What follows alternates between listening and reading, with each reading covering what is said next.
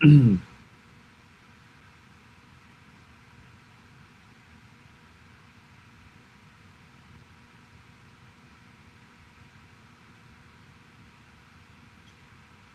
man. See if these Iranians can actually make something of this situation. That's what we need. Okay.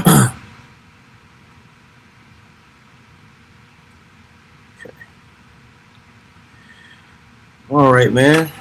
First and foremost, I want to say call hello, Yahweh, by Hashem, Yahweh Shai, by Hashem, Rakah, Kodash. Send double honors to the apostles, elders, and bishops of Great Millstone. Send much peace, love, salutation to you. I am out there pushing the word of Yahweh, Hashem, Yahweh Shai, and sincerity and truth. This is Brother Ariala. And once again, I got the elder required quorum out there from London on here with me. And we wanted to just kind of circle back, continue on this topic, World War III algorithm. We're going to highlight some of the issues as far as logistics, as far as strategy, different possibilities within the war between the United States, the state of Israel, and Iran. You know, whether this escalates into a regional conflict that, you know, basically sucks in all the different proxy armies and then eventually precipitates into the larger nations joining in, or whether this is just a play to, you know, shake up the economy and get closer to the MOTB. And simple as that, we're going to see. But there's a lot of ways that this can turn, like the scripture says, the second woe is past, and behold, the third woe cometh quickly. And that third woe is World War III. And if we start to have a larger players join into this war that are nuclear capable, we're looking at the complete destruction of what we understand as this modern world, and then the ushering in of a new kingdom. And we know that the next kingdom that's going to rule is going to be the kingdom underneath Yahweh Bashem Yahweh Shai, along with the elect, the kingdom of heaven on earth. That's what's scheduled to come up next. It's not going to be China ruling. It's not going to be Russia. It's not going to be some grand Middle Eastern coalition with the small hats at the helm. They're not going to rule this next world. The next world is going to be ran by the true Israelites underneath the Heavenly Father and His only begotten Son. Those are going to be the next rulers of the world. Okay? So we hasten the day and we look on with excitement, like it talks about in the book of 2 Peter, the 3rd chapter. All right, where we hasten the day of the coming of the Lord. Now, I'm going to play this clip from WW3, where you have these holy rollers that are up inside of the United States military, you know, doing kind of like self-fulfilling prophecy type stuff. You know, if somebody can put the definition of a self-fulfilling prophecy into the chat, that'd be cool, right? But they're speaking on these things. All right. Require Quorum, did you have any opening statements? No, we could go straight into it. All right, I'm gonna play this. We've got some talk and a little bit of uproar here because of some statements made by the upper brass of our military in regards to this war with Iran. Now, apparently, they put out the statement saying that you should prepare because this is Armageddon, telling troops that this is the big war. This is the one that's going to lead to the return of Jesus and all of that. And that's upset some people within the ranks. There's been complaints that come from more than 40 different units spread across at least 30 military installations. Now, one of these troops here, an NCO, said that they were Christian and that they were emailing on behalf of 15 troops, including 11 Christians, 1 Muslim, and 1 Jew. They said that their commander urged them to tell all the troops that this was all part of God's divine plan, and that he specifically referenced numerous citations about the book of Revelations, referring to Armageddon and the imminent return of Jesus Christ. No. Yeah, so that's that Christian Zionism spin, where they teach that The state of Israel is the real Israel in the scriptures, and basically these other nations like Iran are gonna come together to fight against Israel, and then the Messiah is gonna come to save the state. Makes me funny even thinking about it. Come to save the Batiman state of Israel for some reason. Yeah, and I stated, earlier in the chat with the brothers, like it's just uncanny to me how these Edomites, these so-called white people, truly believe that they're on the good side of world history. It's just the level of delusion. You know that they have to be empowered by the spiritual demon Satan. They have to be. Because there's no way any rational, reasonable person could look at the history of the so-called white man and think that they're at the forefront of anything righteous that's supposed to come to the earth. Yep. If this so-called white Jesus is the actual Christ, I would rather be a demon. I would rather go to hell. Yeah, if there was a Messiah, he'd be coming to destroy that place. I mean, they don't stand for righteousness. They everything which is against the scriptures is what it represents, and to the furthest extent, the state of Israel is a secular state. Mm-hmm. In fact, the actual religious Jews, they don't like them over there. Mm-hmm. The ultra orthodox, they don't like them, and they don't join the army. It's a secular state. So it's a complete falsehood. I've got a scripture real quick Mm-hmm. from Psalms 36:2. It says, "For he flattereth himself in his own eyes until his iniquity be found to be hateful." So that's the devil for you, man. He flatters himself. He speaks of himself highly. You know. Yeah, just complete delusion. And they make reference of Revelation 16 chapter and other scripture, but this is not going to culminate in them being uplifted. That is Armageddon coming? Yes, but it's going to be sent out to obliterate what they understand as their their righteousness. Revelation 16:15 says, "Behold, I come as a thief. Blessed is he that watcheth and keepeth his garments, lest he walk naked, and they see his shame." Right? And he gathereth them together in a place called in the Hebrew tongue Armageddon. And so these nations are being gathered together in the valley of Jehoshaphat, right? So the Most High can send judgment onto the nations, all right? And the chief of those is you Edomites, all right?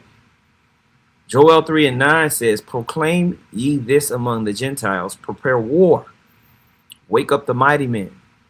Let all the men of war draw near, let them come up. Beat your plowshares into swords and your pruning hooks into spears. Let the weak say I am strong." And we talk about the petrodollar deals that the United States have made with these, Middle Eastern countries. And we talk about the after the Cold War, how the U.S. and Russia have armed the Gentile nations in the Valley of Jehoshaphat, and now they've turned themselves from being purely more of a merchant class type nations to actually being capable of shooting long range missiles, arming these missiles. So some of these nations are nuclear capable. I believe Pakistan is nuclear capable. We don't talk about these nations, but they have strong armies. India has a strong military. Iran is able to battle back against the mighty America. Right? Yep. Mm-hmm. And the worst thing about it is that it's mainly Esau that's been arming the world, both sides. Yep. Even the cartels, it came out that the cartels is using U.S. military weapons. That's right. How did they get that? Where did they buy that? Walmart. Mm-hmm. It says, "Assemble yourselves and come, all ye heathen, and gather yourselves together round about. Thither cause thy mighty ones to come down, O Lord. Let the heathen be wakened and come up to the valley of Jehoshaphat. For there will I sit to judge all the heathen round about. Right? That's what that word Jehoshaphat means, Yahweh Shaphat. Right? The Most High's judgment or decision. Okay? It says, put ye in the sickle, for the harvest is ripe. Come get you down, for the press is full, the fats overflow, for their wickedness is great. All right? Multitudes, multitudes in the valley of decision, for the day of the Lord is near in the valley of decision. Okay? So now it's being put in the minds of the kings of the earth to gather in the Middle East and prepare war and go to war. All right? So there's plenty of opportunity for everything that we see here to escalate until the final culmination of World War III and the destruction of the world as we know it. Okay? A couple brothers put scriptures. Oh, that's a good one too right there. GMS Virgin Islands. Put Job 12 and 16.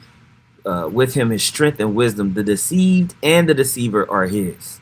Right? So these people thinking that they, coming in, they're going to be a part of the righteous side of the war of Armageddon. Yo, make sure you come in and fight. we have to do this. When meanwhile, they don't even realize that the Most High is putting it into their mind to go to war and destroy themselves. GMS Salvation of the Elect put 2 Corinthians 11 and 14, but I am not surprised even Satan disguises himself as an angel of light. They purport themselves as being on the side of righteousness and freedom, democracy. We're going to free the Iranians and give them an opportunity to rule their own land. Meanwhile, they're rape, robbing, pillaging, lying, deceiving, polluting, and coveting other people's inheritance. GMS Vegas 144 Reloaded, Shalom Akis said, he put Isaiah 26 and 10. Let favor be showed to the wicked, yet will he not learn righteousness. In the land of uprightness will he deal unjustly, and will not behold the majesty of the Lord. Right. You put them in a place where everything's all set up and nice, they still gonna deal treacherously and wickedly. It's not in them. They are fueled by the spiritual demon Satan, imbued with wickedness. And the water, what does that say? GMS Rigor Trinidad. That's a long ass name. Shalom. He put yes. Pakistan possesses nuclear weapons with an estimated arsenal of approximately 170 warheads as of 2025, making it the world's 6th largest nuclear power. Look at that. The water for that, man. Sorry, messed your name up there. But yeah, man, these guys really think that they're at the forefront of righteousness, and they're going to find themselves in a quagmire, because really the Most High is just setting them up to destroy themselves. I'll play this the rest of this. Now, those making the complaints right now are saying that these remarks destroy morale and unity. And it's not going to be the return of Jesus. It's going to be the return of Yahweh Shai. Okay, so they're heading into Armageddon, but white Jesus ain't coming out the sky to save the Edomite nation of America. Nope, he's coming to finish you off and establish the kingdom of heaven on earth with the true Israelites, the true chosen people. All right, Unit cohesion, and that they're in violation of the oaths that they swore to support. They go on to state here how Pete Hegseth has enshrined evangelical Christianity at the uppermost levels of the U.S. military right now, and that this is where things sit. See, now we know, and this is a form of them establishing and setting up their own Chaldeans. This is a way of them setting up their monthly prognosticators, like it talks about in the book of Isaiah. They're coming and making their own prophecies and predictions about their clandestine, operation to take over the Middle East, right? And set up this Zionist state of Israel. Just absolute madness.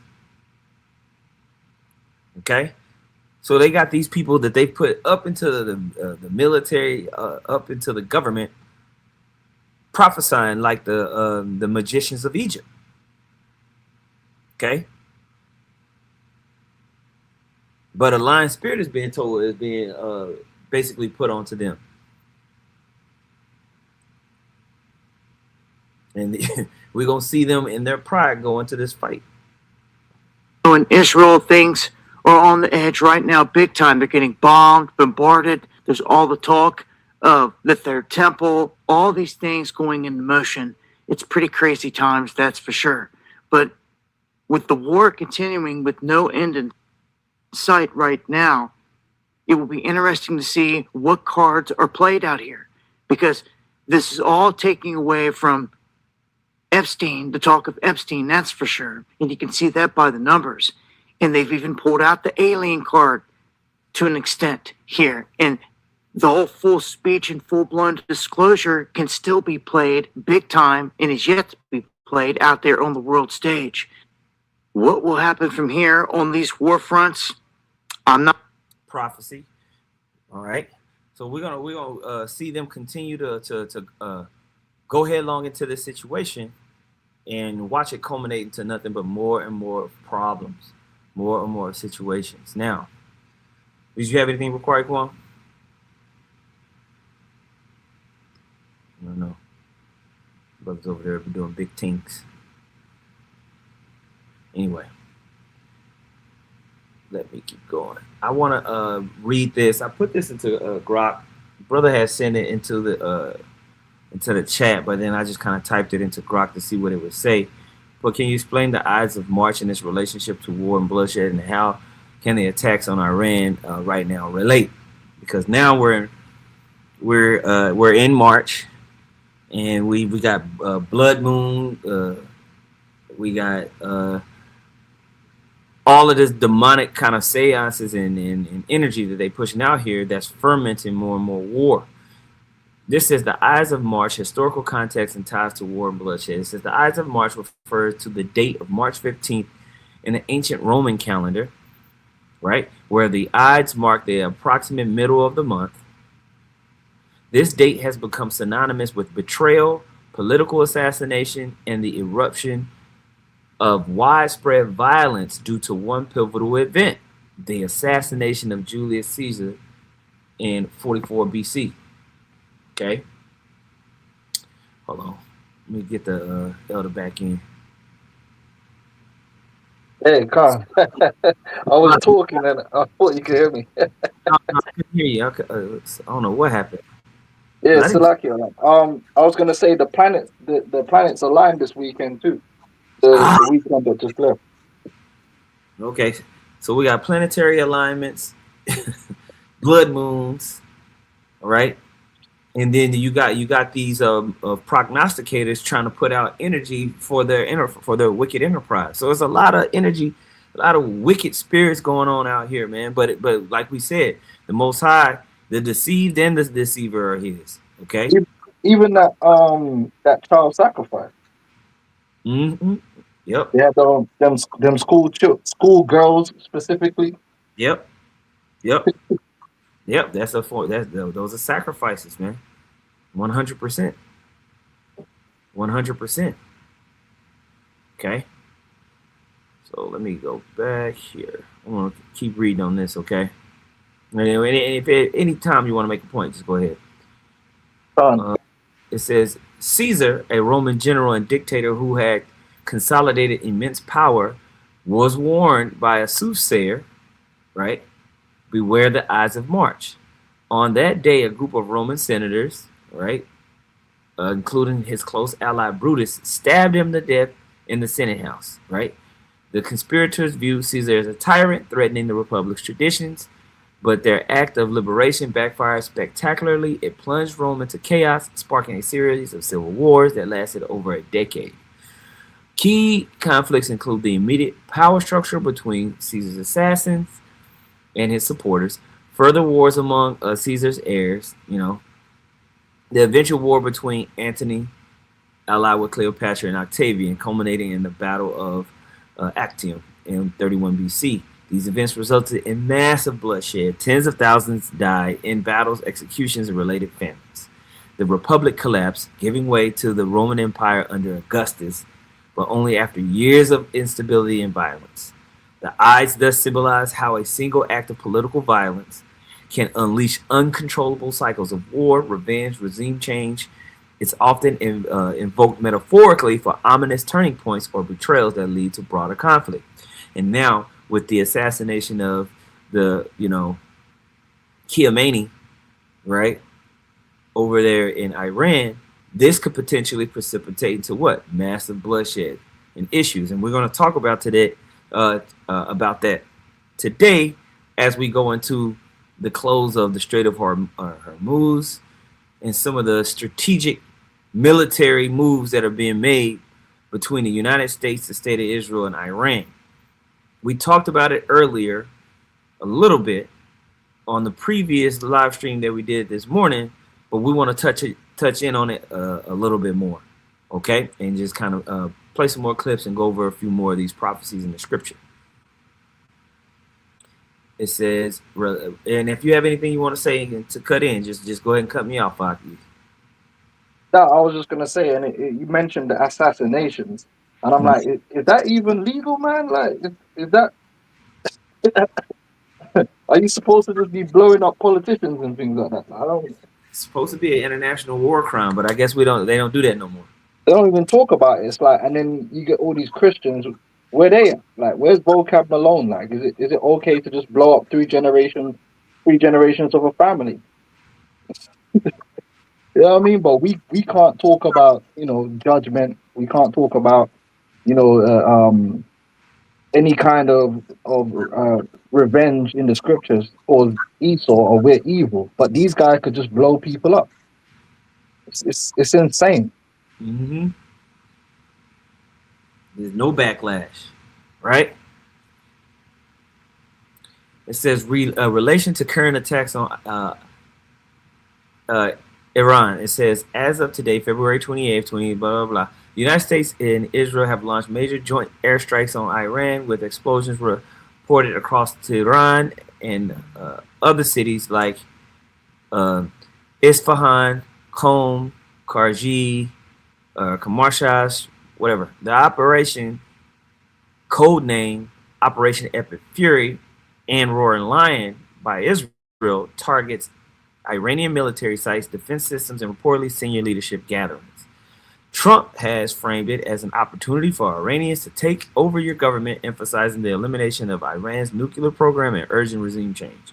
Iran has retaliated by firing missiles at Israel and United States bases in the UAE, Qatar, Kuwait, Bahrain, and Jordan, escalating risks across the Middle East.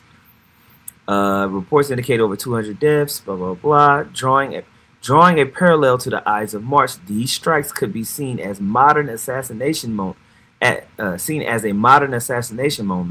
sudden coordinated attack on a regime's leadership and infrastructure, potentially betraying ongoing nuclear talks, right? Like Caesar's stabbing, this could ignite broader war and bloodshed, right? And so these different left-hand magicians utilize these type of events. You best believe right now with the blood moon and the planetary alignment that the left-hand wizards and warlocks are praying and wanting to get left-hand power, man, for their enterprise. Okay? It says, if it leads to internal upheaval or regime collapse, it might mirror Rome's civil wars with power vacuums filled by factions. Recent Kurdish coalition plans. However, unlike the Ides' personal betrayal, this is overt state action and amid long-standing tensions, not a secretive plot. But there are secretive plots within the overt actions that the people are not privy to, right? It says the date isn't March 15th, but the theme of the pivotal strike, unleashing violence, resonates. And then I went in on them having the Kurdish involvement, which I probably will do in another lesson. I'll go back over this in another lesson, okay? Unless you want me to go over it, but you can see. What the Kurdish one? Yeah, I was going to skip over to the Strait of Hormuz information, but we can talk. Yeah, I might do this Kurdish involvement stuff on a solo mission, unless you want Okay, to. cool, cool. Yeah, because there's a lot with all them Kurds. Oh, right, because that's a whole nother implication, right? So yeah, so I just wanted to read that about the Ides of March and just highlight how we're in that time, we're in that place. So they're pressing hard to for their own particular enterprise in the sake of what they got going on. Okay, all right, let's see, let's go. I don't want to read that scripture yet. Second Ezra, the 15th chapter, and where we gonna start at, bro? Verse 28. Behold, an horrible vision, and the appearance thereof from the east, where the nations of the dragons of Arabia shall come out with many chariots, and the multitude of them shall be carried as the wind upon earth, that all they which hear them may fear and tremble. Also, the Carmanians, raging in wrath, shall go forth as the wild boars of the wood, and with great power shall they come and join battle with them, and shall waste a portion of the land of the Assyrians. Okay, so we understand that these Ishmaelites, these Arabians, are going to lock horns with what the Carmanians. What we like to go over is when we did an algorithm on this. We always touched in on this about you got the Sunni and Shia Muslims, right? And so they all have a reason to fight. This is a map that I pulled up. When you want to see, this is Persia or Iran. Carmania was a small kind of like province within Persia, which is called Iran. All right. Now look how it's juxtaposition to Iraq, Syria, Jordan. Look here. This is the Persian Gulf. This is the Persian Gulf. So when you see this is the UAE here, Qatar, Bahrain, Kuwait. Obviously, you see here Saudi Arabia. All right. So this whole region is going to be muddled up in warfare, and right now it's lit on fire with State of Israel. See over here, firing and using their air force to attack Iran, and all the missile defense systems that Iran has across these borders here, firing into the United States military bases along here. Okay. Now, the point of interest that's going on right now is this section, this area right here. Right here. The Strait of Hormuz. Okay. From this point is where tons of traffic goes through here that feeds pretty much India, a lot of these nations that are over here. You can't see it on the map, but they over here, and also feeds nations in the opposite direction. A lot of oil and all types of stuff goes through this strait. Iran has a very strong navy, so they're capable of cutting this off right here. That's why you see on Twitter right now Trump saying that it wants to escort boats to get through here because he doesn't want the prices of gas to go too crazy, because he knows that will turn the people against him. Okay, so he wants to keep those energy prices down. Well, it's already getting out of hand. Okay, so when we read this in Second Ezra, the 15th chapter, all these nations coming in and fighting each other is going to muddle up traffic and make chaos economically, not just politically, but economically as well. Hope that makes sense.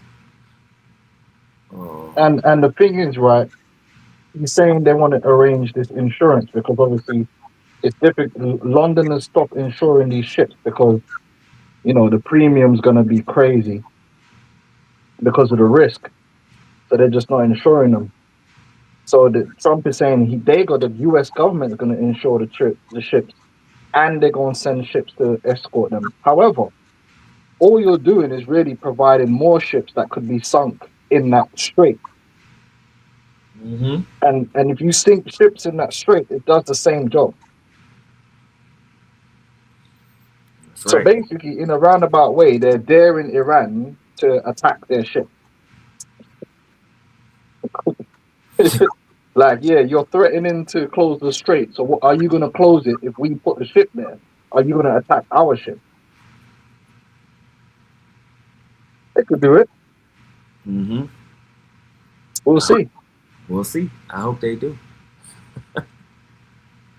Okay. I hope they do. All right. So we're gonna play this video.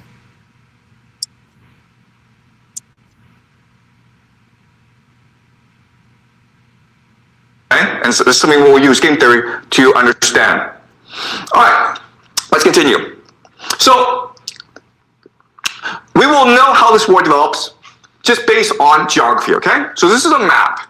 And this map, even if you don't really know the war, even if you don't know the participants, even if you don't know the weaponry, this map will tell you exactly how this war will progress. All right, so some certain things to keep in mind about this map. This is what we call this area, okay? Really small, it's 33 kilometers wide, okay? People can swim across it. It's really, really narrow, okay? This small area, guys, it's called the Strait of Hormuz. All right?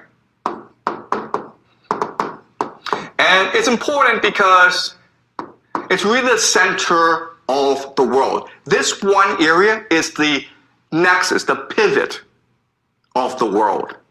Let me explain why. First of all, from the GCC, you have 20% of all the world's oil.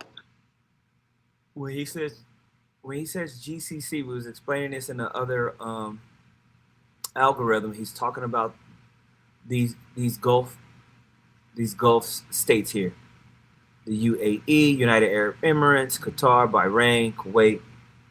Right, all of these guys here. Okay, and they're allies with the United States, kinda. All right. So when he says GCC, that's what he's talking about, and those are the places that Iran currently are attacking. Flowing through this narrow strait. Where does it go, guys? It goes to Asia, India, Pakistan, South Korea, China, Japan. India depends on 60% of its oil from this area. China depends on... Bro, India depends on 60% of its oil from this area. Do you understand how insane of an amount that is? Okay. If I gave you $100 and I took 60% of it, I took 60 of them dollars, would you be upset? Would you be like, what the hell? 100%.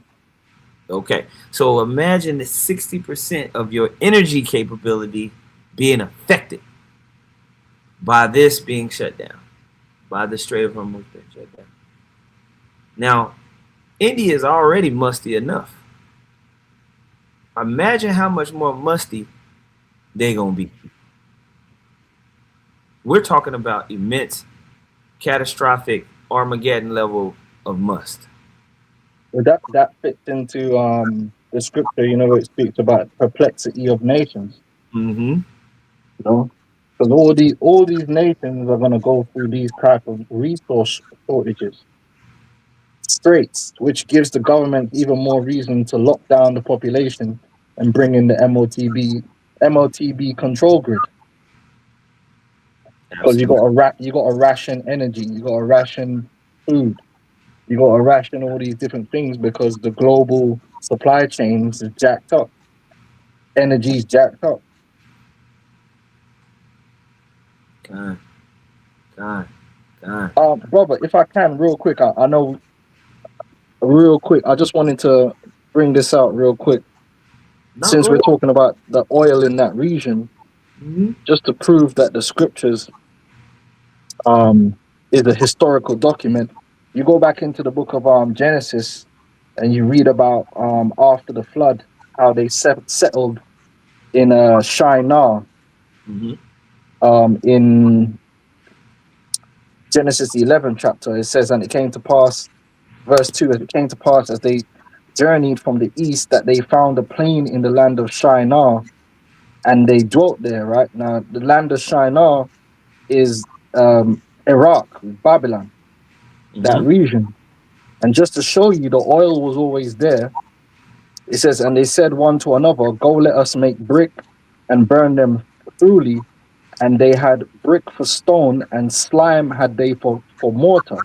Now, slime is bitumen, which is tar, which is one of the derivatives of oil. And one thing you have over there in the Middle East is they had these oil pits where the oil would bubble up to the surface. Mm-hmm. So that shows you that the scriptures is accurate. That was there. They were using that oil back then to build the Tower of Babel. Kind of using it now, if you think about it. But yeah. Now I just wanted to touch on that just to back show that the scriptures spoke about this region. Yep. Right. It's a bitumen, a black viscous mixture of hydrocarbons. Niggas just say oil. Right. Contained naturally or as a residue from petroleum distillation. It is used for road surfacing and roofing. Right? Oil. Petroleum. That's what it is. Good stuff. All right. Any more on that, or you want me to keep going? Yeah, you can keep going up. I want to pull this because you had mentioned it, and a brother put it into the chat. Gmsdal salvation of the elect. Luke 21:25. And there shall be signs in the sun, and in the moon, and in the stars, and upon the earth distress of nations, with perplexity, and the sea and the waves roaring. And do we not see that right now? Signs in the sun and the moon and stars. Mm. You know. Yep. And as they're making these moves, it's going down. And a lot of these countries, their populations are really being sustained artificially through commerce. Especially in the Middle East, you got places like Dubai, which is built in the middle of a desert. Normally, you wouldn't have a large population of people in the middle of a desert. I believe he brings it out in this video, the water stress. Like some of these places, the land itself, it doesn't. They're like in a massive deficit for water, so they need to do desalination.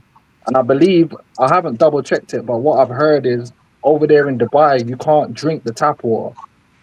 You can only drink bottled water, so all the drinking water is really shipped in. So if you're in a situation where the logistics breaks down, you're basically in the desert. And there's a lot of countries with situations like that. The UK doesn't make enough food for its people. It imports food. They're in a food deficit. That's why y'all food be so trash. Hey, yo, I ain't even gonna defend it, man. Y'all eating over there, bro. Hey, what can I say, man? We in hell, huh? Yeah, but and the scriptures talk about the Euphrates River being dried up so the kings can go over it, Yep. Yeah. That's actually been happening too. And then another thing, we can mention the situation with Europe's energy. They went away from coal by design because Europe kind of only naturally has coal. They haven't really invested in the oil like the North Sea oil. There's oil in the UK and the North Sea. They purposely haven't invested in it. So the UK and Europe is heavily relying on natural gas, which was coming out of Russia. Then they cut that off. So then they were relying on the expensive gas, what's it called, LPG? The LPG from Qatar and obviously from America. America produces LPG as well. But now the production in Qatar has just been attacked. So now you got a situation where Europe is like their gas prices. I'm talking about heating gas for fires. It's just gone up 50% in one day. which is a massive amount. Now they're begging Ukraine to let Russia open up the pipeline so Russia can start bringing it back in. So this is what we're talking about. These are the things that's going to happen in these last days. A lot of the comforts, the modern day comforts that a lot of these nations receive through the global system, when that breaks down, even a lot of these first world countries, people are going to be struggling Yep. for food, for water, for energy. It's going to be like Ghana when the electricity goes out at 6 p.m. You know what I'm saying? That's going to be in the first world too. You know, there's a lot of interdependencies. Right. So that's that perplexity, you know, that the elder's talking about, and that's mentioned here in Luke, the 21st chapter. That's coming, and it can be all with this type of economy. It can be literally all of a sudden. Okay. All of a sudden, Elijah, Israel, put Shalom prophets. There is more planetary alignments. One major one in 2028, end of October, start of November. What major ever is happening? Event is happening? Maybe U.S. elections. What is your thoughts, Prophet? Like, man, we ain't worried about no 2028. I know that. I ain't worried about no damn 20. Hey, I hope we out of here this year, man. Hasten in the day, man. Are we eating pomegranates and dates in 2028? Huh? You know what I'm saying? Chilling in the kingdom, man. Hopefully we chilling in the kingdom by 2028. We ain't worried about no planetary alignments, man. We're not, stargazing like that. Okay. Let's get back to it. 40%. Japan, 75%. 40. Why you say Narrow Strait. Where does it go, guys? It goes to Asia, India, Pakistan, South Korea, China, Japan. India depends on 60% of its oil from this area. China depends on 40%. Japan, 75%. Prime Minister Takeichi of Japan has said that, listen, if the Strait of Hormuz closes, we'll run out of oil in about 8-9 months. The entire Japanese economy would collapse in 8-9 months if the Strait of Hormuz were to close. And guess what? The Iranians have closed the Strait of Hormuz. Okay? So we can expect that the entire global economy will suffer greatly over the next few months. All right? So that's point number one. Point number two is, okay, so the GCC sends oil across the Strait of Hormuz, and what do they get back in return? Food, guys. All right, so people don't appreciate the GCC, but it is really the linchpin of the American empire. Because what is the American empire? The American empire is the petrodollar. All right? The idea of the petrodollar is this. The US dollar is worth nothing. It's only valuable when people want it. But the GCC says that if you want oil from us, you have to pay us in US dollars. Okay? Then that is the basis of the value of the US dollar.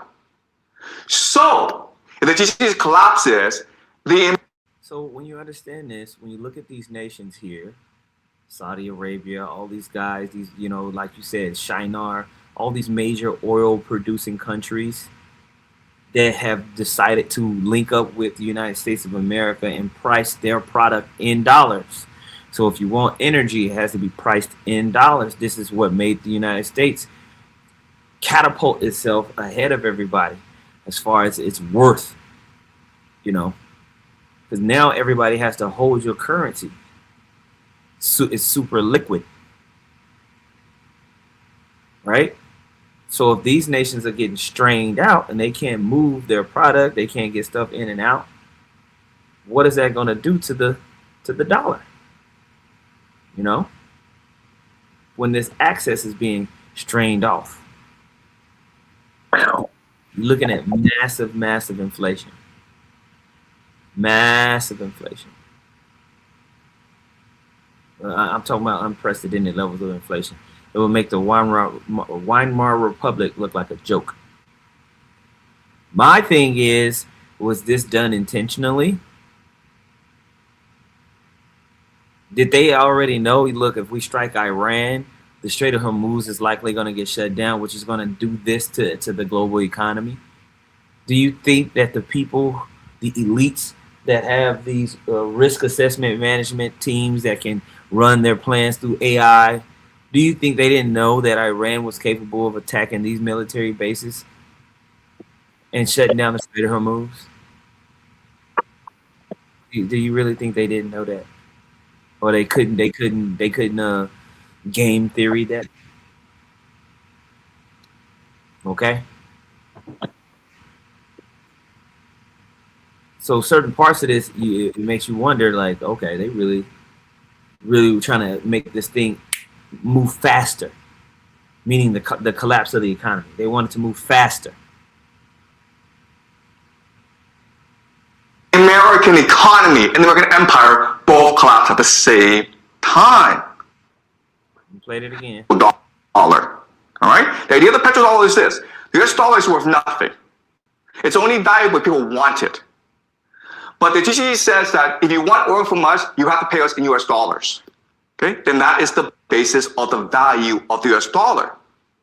So, if the GCC collapses, the American economy and the American empire both collapse at the same time. The problem, though, is the GCC is an artificial construct of empire. It does not exist naturally. Why? Because there's no food, there's no oil, no water. Okay, guys? No food, no water. So these cities are able to grow in the millions because of all these petrodollars flowing in. And the scriptures tell you that it's a barren and desolate land, right? When you look here, it's just dried out, no food, no water. It has to be shipped in, right? Now, Joel 2, verse 20 says, "But I will remove far off from you the northern army, and will drive him into a into a land barren and desolate, with his face toward the east sea, and his hinder part toward the utmost sea. And his stink shall come up, and his ill savor shall come up, because he have done great things." Okay? And so when you look at this map, you can see that these two seas, from the Red Sea, right, even over into the Euphrates, feeding into the Persian Gulf, that it's a land that's what? Barren and desolate. That the United States, right? Because when you read the land of the north, it can be talking about the Neo-Babylonian Empire, or it could be talking about North America, talking about America. In this case, America is going to be drawn into this situation. And that's why the United States military bases are being attacked in this region, in a land barren and desolate. And it's going to precipitate into him being ultimately wasted. Okay? By the weapons he created, which is beautifully ironic, poetically ironic, right? Do you have anything for me to require, Kwam? Because I was going to keep playing. Yeah, let's keep going. Okay. If you close off the Strait of Hormuz, there's no food coming in, right? They're all going to starve. How much food does the GCC get from overseas? 80%. 80% of all the food it consumes comes from overseas, that it imports. It doesn't grow by itself, it imports. Yep. All right? And then so The Hormuz is if you take, for instance, what's happening in Dubai, right? And it's something that I've been mentioning in my videos. They heavily marketed Dubai as like this place where all these influencers and rappers ain't nothing but when you look at the videos, right? Anthony Yard's out there. What the hell are you doing out there, bro? You from East Ham. He's from round the corner from me. All these rappers, this is how you know Dubai ain't special. Any 2-bit rapper from London is in Dubai. What what are you doing there? There's got all these rappers over there, all the escorts, global escorts, because ain't nothing but rappers, escorts, and scammers in Dubai. Mm-hmm. You know what I mean? And they're all over there, the influencers. A lot of these podcasts, they live over there trying to duck tax because there's zero tax over there. And they've drawn all of them over there. And now look, they're all trapped. Now, I heard that there was like a convoy where you had to drive from there to some next place through the desert. And they were charging $350,000 a ticket to get out of there. Mm. So you know what that means. Unless you're rich, you ain't getting out of there. Yeah, you stuck like Chuck. So they're out there begging the British government to go help them. And the British government's like, did you pay tax? Right? But a lot of them are going on social media saying, oh, it's not that bad. Yeah, because it's been a few days. Now, what if this was to carry on for a few weeks? Now you're talking about a massive food shortage, and it's probably going to go to the highest bidder. Yep. You know what I'm saying? So everything's all about time. In an emergency, if you're 80% of your food has to be imported, how much food do you have stored in an emergency? And that goes for a lot of places. Basically it's on the siege right now. And that is going to happen to a lot of places all over the world. That's why when you go into the scriptures, second Ezra, the 15th chapter, it says what a man shall have no pity upon his neighbor. That's right. And you're going to go through his house. You know, there's going to be great tribulation for lack of bread, for food. It tells you in the second Ezra, the 16th chapter, that many that don't die by the sword are going to die by famine. A lot of people are going to die not by missiles, but by lack of bread.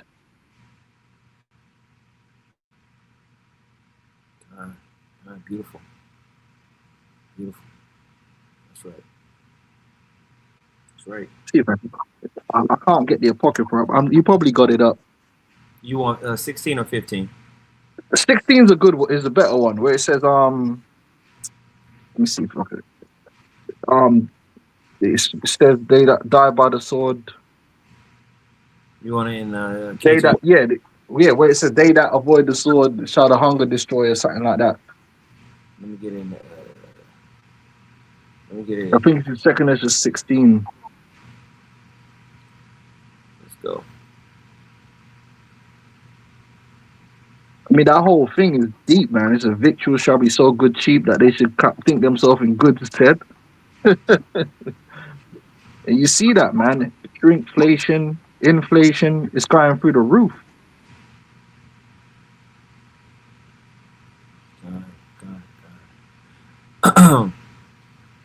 Second Ezra 16 and 18. I'm just going to read quickly. It says, the beginning of sorrows and great mournings, the beginning of famine and great death, the beginning of wars, and the power shall stand in fear, the beginning of evils. What shall I do when these evils shall come? Behold, famine and plague, tribulation and anguish are sent as scourges for amendment. But for all these things they shall not turn from their wickedness, nor be always mindful of the scourges. Behold, victual shall be so good, cheap upon the earth, that they shall think themselves to be in good case. And even then shall evils grow upon earth, sword, famine, and great confusion. For many of them that dwell upon the earth shall perish of famine, and the other that escape the hunger shall the sword destroy. So, you know, these guys are over there right now. They don't even know if they ever gonna come back. Mm-hmm. We don't know. They could have to stay there in some foreign land. Yep. You know, with pistachio chocolate and just die over there. You know, they got all the escorts you can eat, but Mm-hmm. That tainted meat. Yeah. So like you're going out. Right? Is really key. And again, the Iranians will close it in order to strangle the global economy and therefore bankrupt the American empire. All right. Second thing you will notice is these mountains. These mountains is what we call Iran. All right, this is Iran. This is GCC. Okay, this is not a fair matchup, right? Because these are mountains. And what can you do in mountains? We can hide rocket bases. You can hide drone bases. You can hide missiles. And that's the entire Iranian offensive strategy, all right? From here, they can hide missiles and drones from which to attack the GCC. And what are they attacking?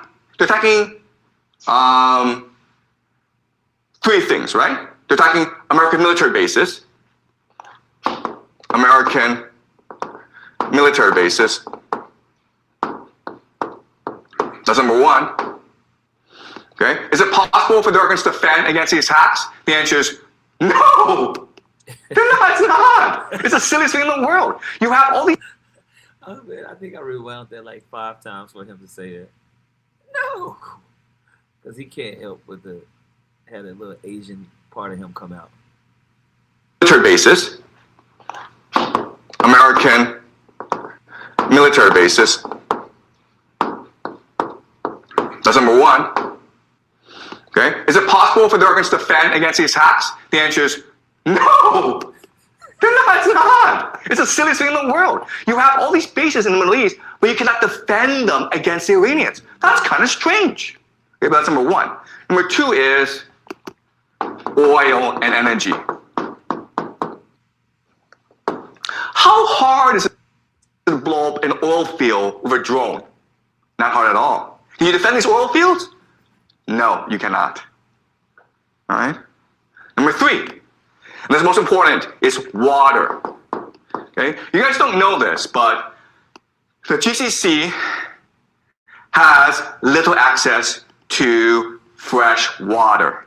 So the only way that it can produce water is what we call desalination plants, okay? These factories that take salt water and then through electrical chemical process turn it into fresh water for the population to use.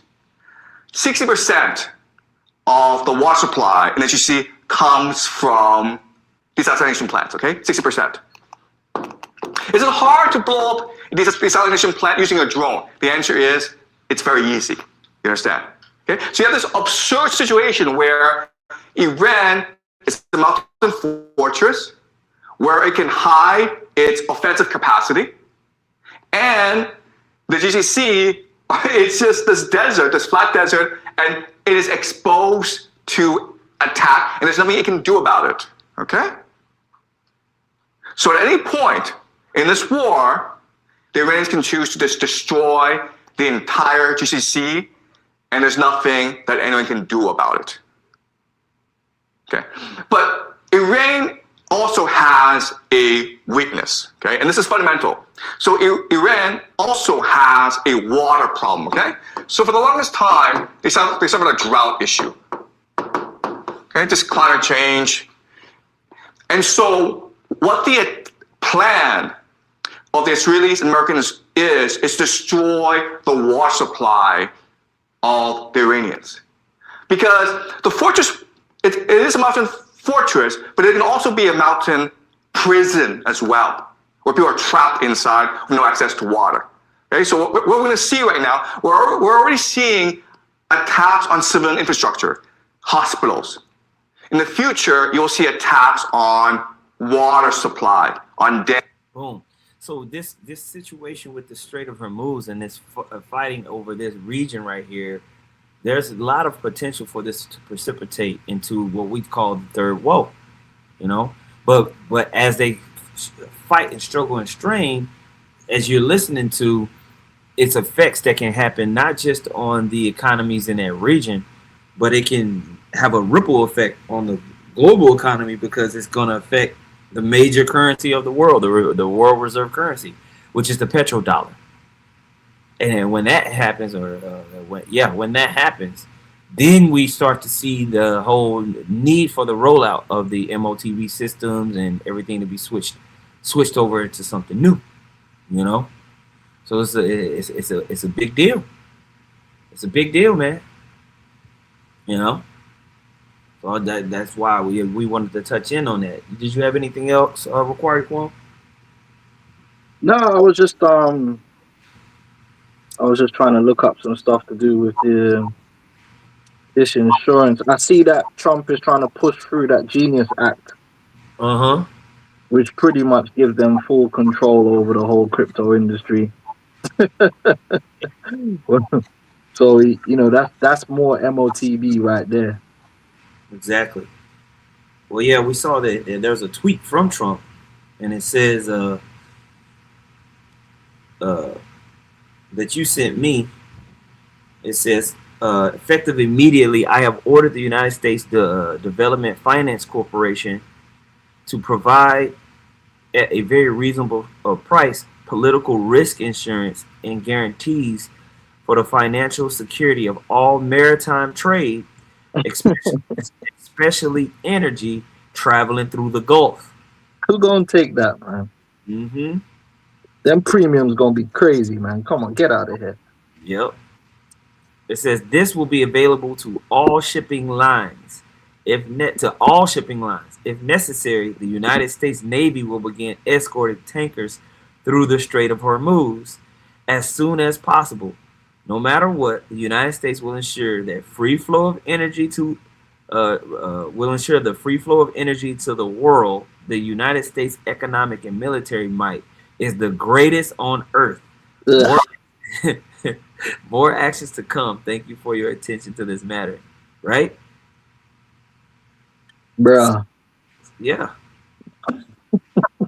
They know, how big this can affect everything, But if Lloyd's of London ain't insuring them ships, bro, you ain't giving no good price. Right. What are you talking about, man?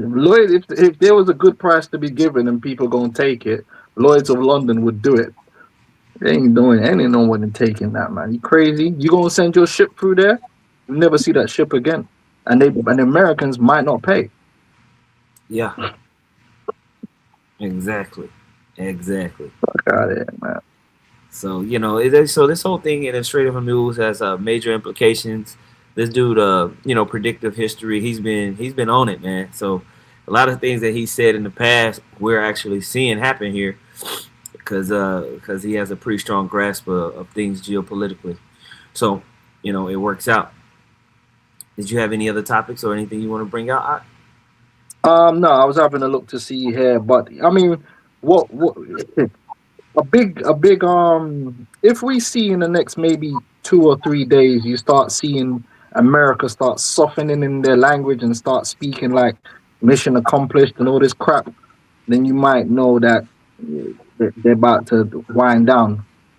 But this situation is so volatile. The fact that these Iranians are operating as cells, it's anything could happen. They could just still say fuck that, Real briefly, for people that might not know what you mean, can you explain what you mean by them operating as a cell? Yeah, so with the Revolutionary Guard, the part of their preparations for war with America is they have like ridiculous amount of layers of command structure replacement. So one guy could die, and then there's another guy set up to take his place.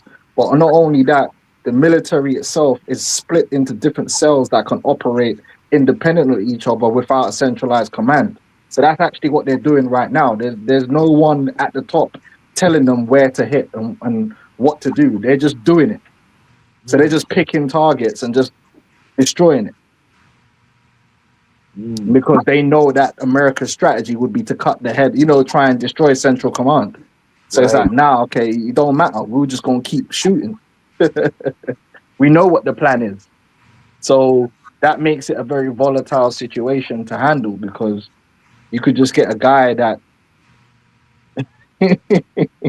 you don't care about. He's going to keep blowing up Saudi. They could blow up anything they want. They have autonomy. So it's one we just gotta keep watching and see how it unfolds. Yeah, man. So exciting times, man. Very interesting developments. We're gonna see how this unfolds as each hour plays on, man. So we finally got some big players in the theater of war. It's not like a little bitty tribal terrorist group that you can just squash like a bug. It's actually a legitimate military with a sizable government population, people, and everything like that. So we're just waiting to see how the closing of the Strait of Hormuz is going to affect everything. If the Most High is going to put the spirit on the state of Israel or America to turn up the heat, which could bring in Russia, which could bring in these other larger nations, man. Could bring in Turkey, could bring in everything like that. Especially if the United States tries to activate more proxy armies that are in Syria, that are in Iraq, and that are actually in Iran itself. And vice versa. Because I know you're gonna do the video, but the Shiites in Bahrain, because they don't like them dudes. Oh yeah, A lot of these leaders in the GCC aren't liked by their people. that's right. That's right. And a lot of these nations are these Arab nations, these Muslim nations are split with a large portions of the population being Sunni versus Shia.